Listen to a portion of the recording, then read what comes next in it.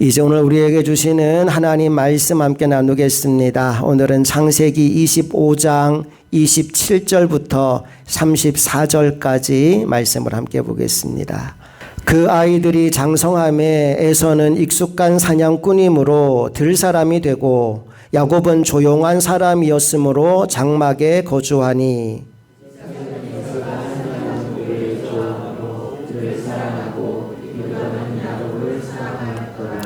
야곱이 죽을 쑤었더니 에서가 들에서 돌아와서 심히 피곤하여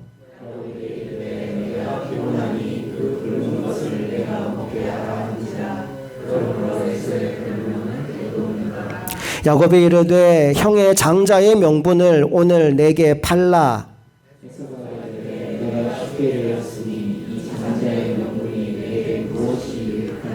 야곱이 이르되 오늘 내게 맹세하라. 에서가 맹세하고 장자의 명분을 야곱에게 판지라. 야곱이 떡과 팥죽을 에서에게 주매 에서가 먹으며 마시고 일어나 갔으니 에서가 장자의 명분을 가볍게 여김이었더라. 아멘.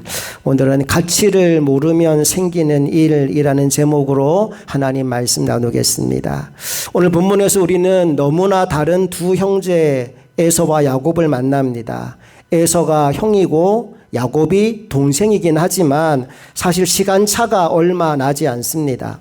뱃속에서 서로 먼저 나오려고 엎치락 뒤치락 하다가 에서가 먼저 나오게 되는데 그걸 또 그냥 보내지 못해서 야곱이 형 에서의 발꿈치를 붙잡고 따라 나온 겁니다.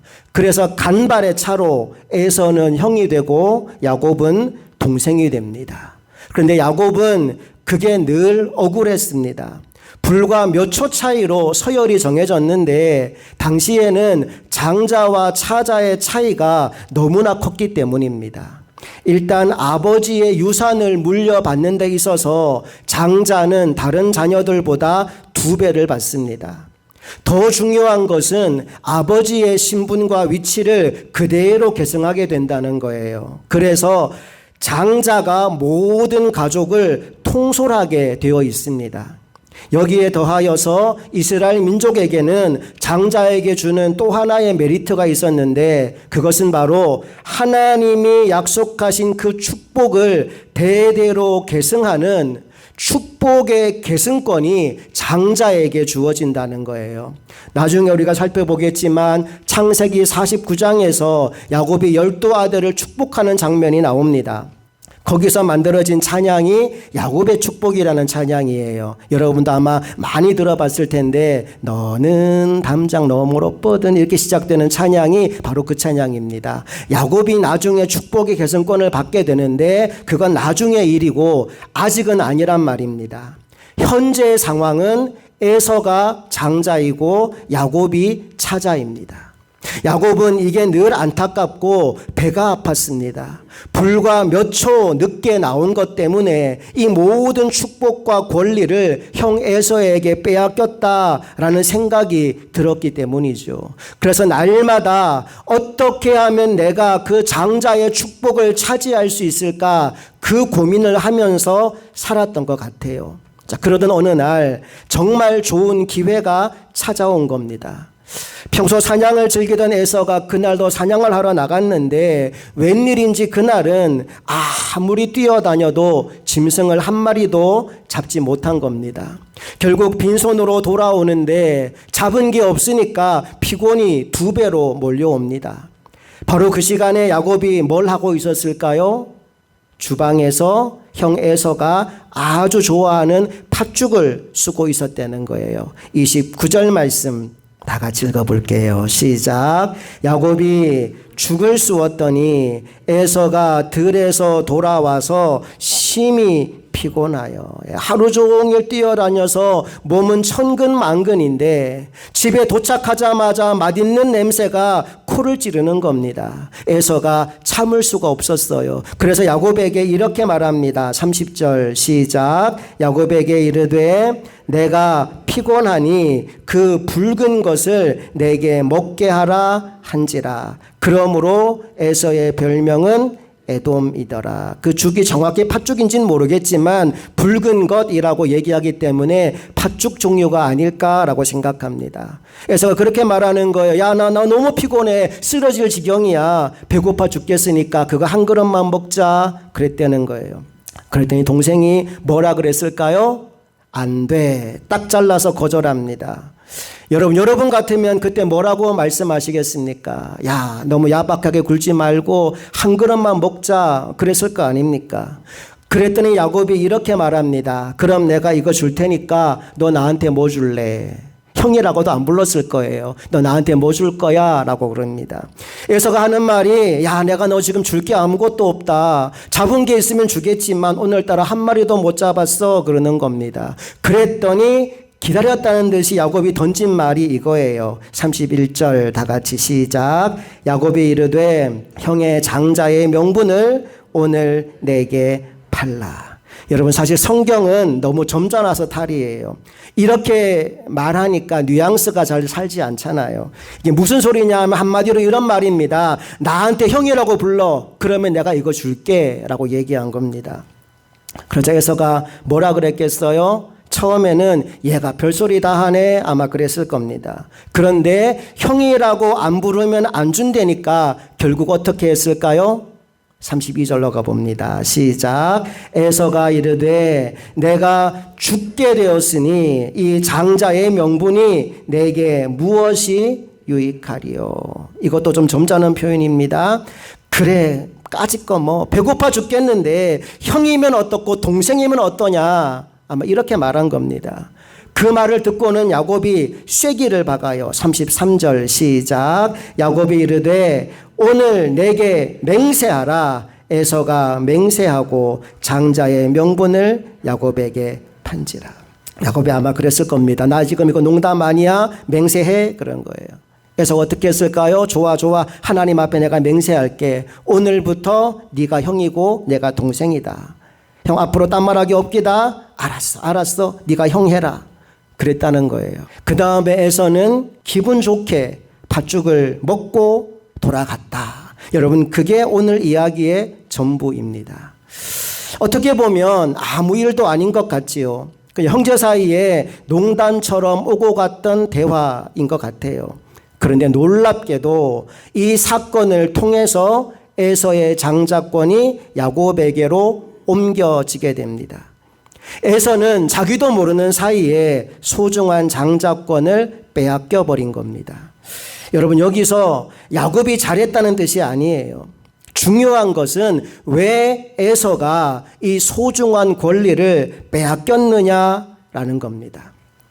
성경은 이 사건을 여러 가지로 분석합니다. 첫째는 무지했기 때문이라는 거예요. 장자권이 얼마나 소중한지 그 가치를 몰랐기 때문입니다. 사실 에서는 너무 쉽게 장자권을 얻었거든요. 태어나 보니까 장자예요. 그래서 자동적으로 장자권을 가지게 된 겁니다. 그러다 보니까 소중한 줄을 몰랐어요. 반면에 야곱은 장자권에 대해서 알면 알수록 그것을 소유하고 싶다는 열망이 커져갔습니다. 우리가 지지난주에 살펴보았지만 밭에 감추인 보화 이야기 여러분 기억하시죠?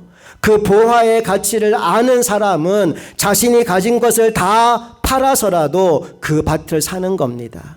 아마 장자권을 가지고자 하는 야곱의 열망이 바로 그 소장농의 마음과 같았을 겁니다. 내가 가진 것을 다 팔아서라도 그 장자권을 사고 싶다. 그런데 안타깝게도 에서에게는 그런 마음이 없었습니다. 까짓거 장자권 있어도 그만, 없어도 그만이지 뭐. 내가 형인 거 아버지가 알고 어머니가 알고 온 세상이 다 아는데 까짓거 내가 형이라고 한번 불러준다고 뭐가 바뀌는 게 있겠어? 이런 생각을 했던 겁니다. 무지했어요. 장자권이 얼마나 귀한 줄을 몰랐어요. 그런가 하면 두 번째 이유는요, 너무 성급했다는 거예요.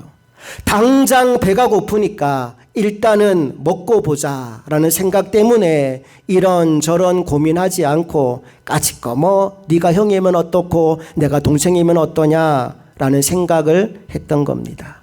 다시 말해서 지금 내 눈앞에 닥친 일이 너무 크고 중요하다는 생각이 들어서 서두르다가 정작 가장 중요한 것을 놓쳐버리고 말았다는 겁니다. 여러분, 조급하면 안 됩니다. 서두르면 항상 일을 그르치기 마련입니다. 순간적인 충동을 못 이기는 성급함 때문에 에서는 장자권을 빼앗기게 된 거예요. 하나님이 내게 주신 것이 얼마나 귀한지를 아는 지혜와 지식이 여러분에게 임하게 되기를 원합니다.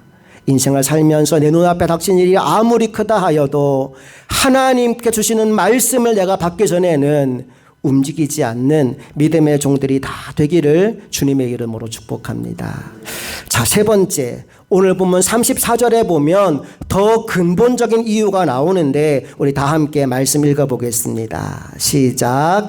야곱이 떡과 팥죽을 에서에게 주매 에서가 먹으며 마시고 일어나 갔으니 에서가 장자의 명분을 가볍게 여김이었더라. 에서가 장자의 명분을 가볍게 여김이었더라. 이 말의 의미는 장자의 명분을 가볍게 여긴 것이 그 사람의 인격이고 그 사람의 신앙이고 그 사람의 영적 상태였다, 이 말이에요. 무슨 말이냐 하면 지금 이것은 배가 고파서 어쩌다가 생겨난 실수가 아니고 에서라고 하는 인간이 원래 그 모양이었다, 이 말입니다.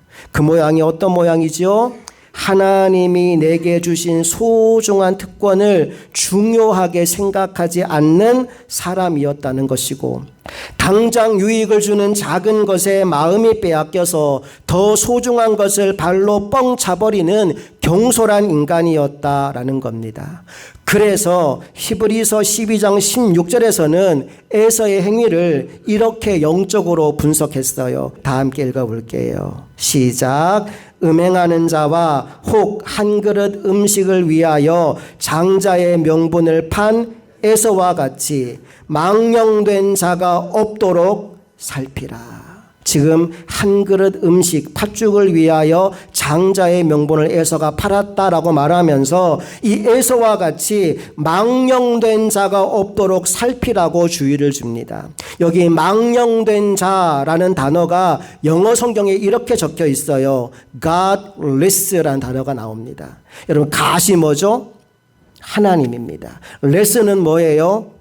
없다는 뜻입니다. 그러니까 하나님이 분명히 살아계신데 하나님이 없는 것처럼 살아가는 사람, 그래서 하나님이 주신 것을 소중히 여기지 않고 살아가는 사람을 가리켜서 망령된 자라고 부르는 겁니다. 장자권은 하나님이 주신 소중한 선물입니다. 그런데 에서는 그 장자권을 팥죽 한 그릇보다 못한 것으로 여겼다는 거죠. 그래서 그는 눈에 보이는 그 팥죽 한 그릇 때문에 눈에 보이지 않는 거룩하고 신령한 것을 팔아먹어 버렸습니다. 결국 그가 어떻게 되었을까요? 17절에 이렇게 이어집니다. 다 같이 시작. 너희가 아는 바와 같이 그가 그 후에 축복을 이어받으려고 눈물을 흘리며 구하되 버림바가 되어 회개할 기회를 얻지 못하였느니라. 세월이 흘러서 아버지 이삭이 장자권을 넘겨주는 축복 기도를 할 때 아버지가 눈이 좀 어두웠거든요. 그 눈먼 아버지를 야곱이 속입니다. 그래서 에서가 받을 장자권의 축복을 야곱이 다 받습니다. 나중에 아버지를 찾아온 에서가 이 모든 사실을 알고 뒤늦게 나에게도 축복을 해달라고 울면서 간구하지만 그때는 이미 늦은 때였다는 거예요. 다시 받으려고 했지만 기회는 이미 다 지나가 버렸어요. 그 결과 그는 동생과 철천지 원수가 됩니다. 그래서 에서는 한평생 동생을 미워하고 분노와 원망으로 살아가는 인생이 되고 말지요. 사랑하는 여러분, 저는 오늘 이 두 형제 에서와 야곱의 이야기를 통해서 우리가 배울 점이 참 많다는 생각이 들었습니다. 특별히 그 두 사람의 실수를 통해서 우리에게 주는 교훈 몇 가지가 있어요. 먼저 야곱의 모습을 한번 살펴봅시다. 오늘 야곱은요, 약은 수를 써서 형으로부터 장자의 명분을 샀습니다. 팥죽 한 그릇, 너무나 허란 값으로 귀한 것을 손에 넣었단 말입니다. 그는 머리를 잘 굴리는 영리한 사람이었습니다. 나쁘게 표현하면 사기꾼 기질을 다분히 가지고 있는 사람이었어요. 여러분, 그런데 이 대목에서 우리가 알아야 될 사실 하나가 있습니다. 그것은 바로 이 야곱이라는 사람은 사실 하나님으로부터 이미 선택받은 사람이었다는 거예요. 어머니 뱃속에 있을 때부터 하나님이 그를 높여주겠다고, 형보다 더 강한 자가 되게 해주겠다고 약속해 주셨거든요. 창세기 25장 23절에 그 말씀이 나옵니다. 다 같이 읽어볼게요. 시작. 여호와께서 그에게 이르시되 두 국민이 내 태중에 있구나. 두 민족이 내 복중에서부터 나누이리라. 이 족속이 저 족속보다 강하겠고 큰 자가 어린 자를 섬기리라 하셨더라. 큰 자가 어린 자를 섬기게 되는 것, 다시 말해서 에서가 야곱을 섬기게 되는 것은 하나님이 이미 정해놓으신 일이었다는 겁니다. 그러니까 그냥 기다리면 하나님이 다 해주실 일이었다는 거예요. 이것은 야곱이 잘나서 어떤 장점이 있어서가 아니라 온전히 하나님의 은혜요, 하나님의 섭리였습니다. 오늘 본문에 나오는 이야기처럼 먹을 것을 가지고 사람 약 올리고 그렇게 약은 수를 쓰지 않더라도 하나님의 때를 기다리기만 하면 하나님이 그를 높여 주셨을 텐데 야곱은 그 때를 기다리지 못했다는 거예요. 어떻게든 그는 자기 힘으로, 자기 머리로 형보다 더 높은 자리를 차지하고자 했던 거예요. 그 결과가 무엇입니까? 에서가 받을 축복을 가로챈 야곱은 분노한 형을 피해서 멀리 도망치는 도망자 신세가 됩니다. 그리고 외삼촌 라반의 집에 가서 별의별 고생을 다 하게 됩니다. 감사한 것은 그 시간 동안 하나님께서 그를 다듬으시고 연단시키셔서 하나님이 쓰실 만한 사람으로 바꾸어 놓았다는 거죠. 그런데 그 세월이 너무나 힘든 시간이었습니다. 나중에 바로왕을 만나거든요. 바로왕을 만나서 자기 자신을 소개하는데 이런 말로 자신을 소개합니다. 창세기 47장 9절 다 같이 시작. 야곱이 바로에게 이르되 내 나그네 길의 세월이 130년이니이다. 내 나이가 얼마 못 되니 우리 조상의 나그네 길의 연조에 미치지 못하나 험악한 세월을 보내었나이다 하고 야곱 스스로 자기 소개하면서 뭐라고 얘기해요? 나는 험악한 세월을 보냈습니다. 사랑하는 여러분, 우리는 기다릴 줄 아는 사람이 되어야 합니다. 무슨 일이든지 성급하게 내 머리로 해결하려고 하기보다는 하나님의 뜻에 모든 것을 맡기고 조용히 기도하는 사람이 되어야 할 줄로 믿습니다. 그리고 그 시간을 보내는 동안 하나님이 나를 붙잡아 쓰실 수 있도록 잘 다듬어져가는 인생이 될 수 있기를 원합니다. 보십시오. 하나님은 꽤 많은 야곱, 속이기를 잘하는 야곱을 붙잡았습니다. 그리고 그를 변화시키셔서 후에 12족장의 아버지가 되게 하셨습니다. 이제 저와 여러분들도 하나님의 손에 붙들리게 되기를 간절히 바랍니다. 하나님의 손에 붙들려서 하나님이 기뻐하시는 일에 쓰임받는 일꾼들이 다 될 수 있기를 주님의 이름으로 축복합니다. 옆 사람과 인사 한번 할 때 하나님이 쓰실 수 있는 사람이 됩시다. 인사하겠습니다. 하나님이 쓰실 수 있는 사람이 됩시다. 아멘. 자, 야곱은 꾀가 많고 속이기를 잘하는 사람이었어요. 반면에 에서는 잘 속아 넘어가는 사람이었습니다. 힘만 쓸 줄 알았지 머리 쓸 줄을 몰랐어요. 뭐가 정말 중요한지 뭐가 덜 중요한지를 제대로 분별하지 못했습니다. 그래서 팥죽 한 그릇에 그 귀중한 장자의 명분을 팔아먹어버린 겁니다. 사랑하는 여러분, 오늘 우리에게 정말 귀중한 것이 무엇입니까? 예수 믿고 구원받은 것.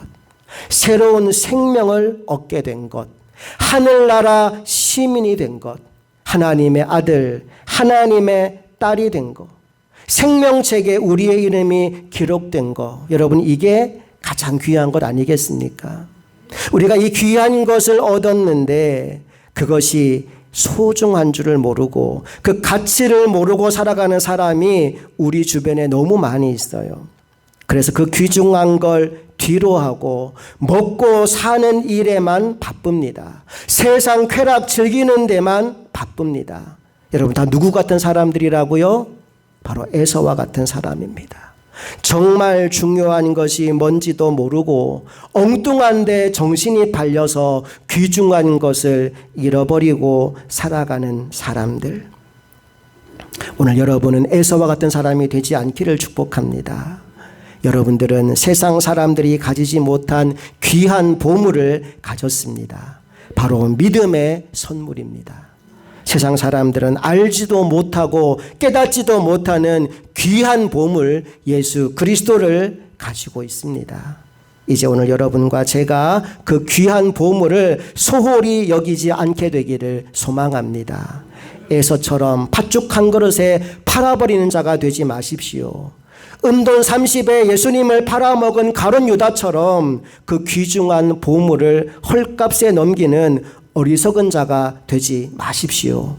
끝까지 믿음 지키고 하나님의 뜻에 따라 살아가는 자, 예배에 목숨을 걸고 맡은 자리에서 충성을 다하며 섬기는 자, 오늘 저와 여러분의 모습이 그런 모습이 될 수 있기를 간절히 바랍니다. 이제 말씀의 결론입니다. 사랑하는 여러분, 에서는 눈앞의 배고픔 때문에 영원한 장자의 축복을 놓쳤습니다.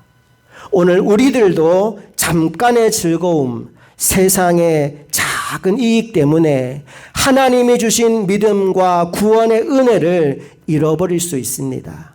그러나 진짜 지혜는 기다림에 있고 참된 복은 하나님께 있습니다. 순간의 만족이 아니라 영원한 가치를 붙잡으시기 바랍니다. 끝까지 믿음을 지키는 여러분을 통해서 하나님은 반드시 역사하실 줄로 믿습니다. 함께 기도하겠습니다. 좋으신 아버지 하나님, 에서는 순간의 배고픔 때문에 장자의 명분을 잃어버렸습니다.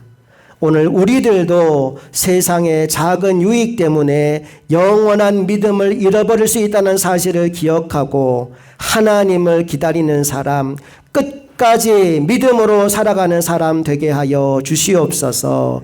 그래서 하나님의 손에 붙들려 쓰임받는 하나님 나라 일꾼들이 다 되게 하여 주시고 우리의 삶을 통해 주님의 이름이 영광받는 그런 인생을 살아가게 하여 주시옵소서. 추석 명절 오고 가는 모든 걸음 주님 동행하여 주셔서 어디에 가든 예수 그리스도의 사람으로 온전히 세워지는 우리 모두가 되기를 간절히 소망하며 우리 주 예수 그리스도의 이름으로 축복하고 기도합니다. 아멘.